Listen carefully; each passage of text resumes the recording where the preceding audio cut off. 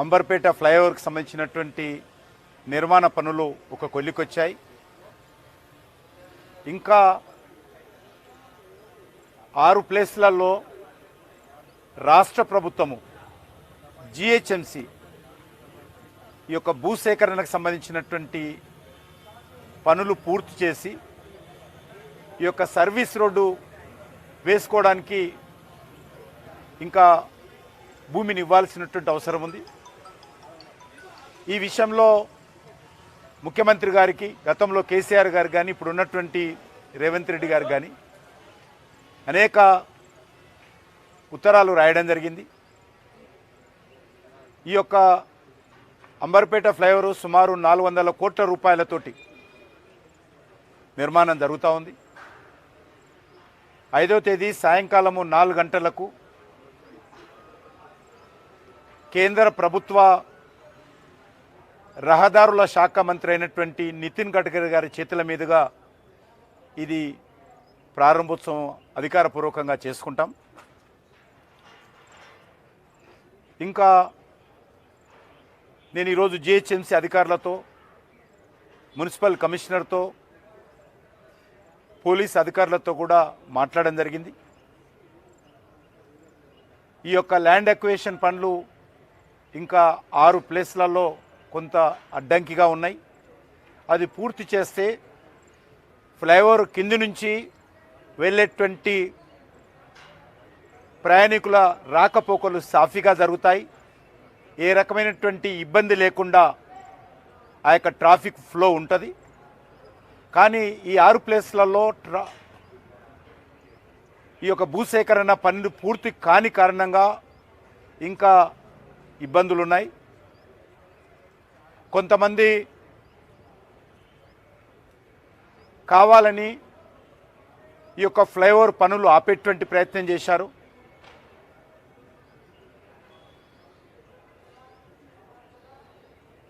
GHMC భూసేకరణ చేస్తున్నప్పుడు ఒక ఇంట్లో 2,53,00,000 రూపాయలు తీసుకొని ఆ స్థలాన్ని ఆ ఇంటి యజమాని జిహెచ్ఎంసీకి హ్యాండ్ ఓవర్ చేసిన తర్వాత అది జిహెచ్ఎంసీ అధికారులు డిస్మెంటల్ కూడా చేశారు. చేసిన తర్వాత మరి కొన్ని రాజకీయ పార్టీలు ఆ స్థలంలో మరేదో కట్టడం ఉందనేటువంటి సాకుగా బూచిగా చూపించి భయపెట్టించి ఈ యొక్క ఫ్లైఓవర్ పనులు ఆపేటువంటి ప్రయత్నం చేశారు, ఇంకా చేస్తున్నారు. దీన్ని వెంటనే ప్రభుత్వము, రాష్ట్ర ప్రభుత్వము దీనిపైన కఠిన చర్యలు తీసుకోవాల్సినటువంటి అవసరం ఉంది. సమస్య సామరస్యకంగా పరిష్కారం చేసుకోవాలి. ఈ యొక్క రోడ్డుకు సంబంధించి గతంలో ఎన్టీ రామారావు గారు ముఖ్యమంత్రిగా ఉన్నప్పుడు మన చాదర్గట్టు నుంచి భూపాలపల్లి వరకు ఈ యొక్క జాతీయ రహదారి విస్తరణ చేసేటువంటి పనులు చేయడం జరిగింది. కానీ దురదృష్టకరము, అంబర్పేట చే నంబర్ దగ్గర రోడ్డుకు ఇరువైపులా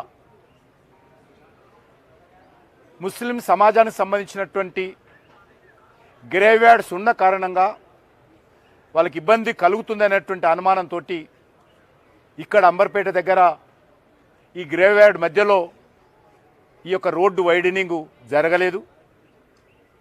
నేను శాసనసభ్యుడిగా ఉన్నప్పుడు ఈ సమస్య గురించి ఆలోచన చేసిన తర్వాత ఈ గ్రేవ్యార్డ్ ఇబ్బంది రాకుండా ఫ్లైఓవర్ నిర్మాణం చేస్తే రాకపోకలకు సంబంధించినటువంటి ట్రాఫిక్ ఫ్లో బాగుంటుందనే దృక్పథంతో ఫ్లైఓవరు ప్రతిపాదన చేసి కేంద్ర ప్రభుత్వంతో మంజూరు చేయించి దీన్ని నితిన్ గడ్కరీ గారి చేతుల మీదుగా భూమి పూజ చేయించాము.